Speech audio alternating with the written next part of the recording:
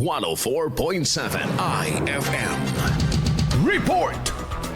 Mas mataas ng may higit 70% ang naitalang bilang ng mga nabiktima ng paputok nitong nagdaang holiday season kumpara noong taong 2023. Sa pinahuling tala ng Department of Health Ilocos Region, mula December 1, 2024 hanggang nitong January 6, 2025, umakyat sa kabuang bilang na 221 ng mga firework-related injuries ang naitala sa reyon habang nasa 126 lamang ang kaso noong nakarang taon sa parehong panahon. Nanguna sa pinakamaraming biktima ay mula sa Pangasinan na may 119, sinundan ng La Union sa 38, Ilocos Sur sa 35 at Ilocos Norte sa 29.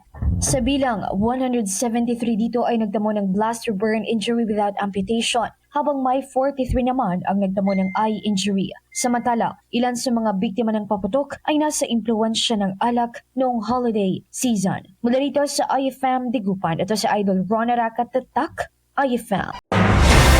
IFM News. IFM News. IFM News.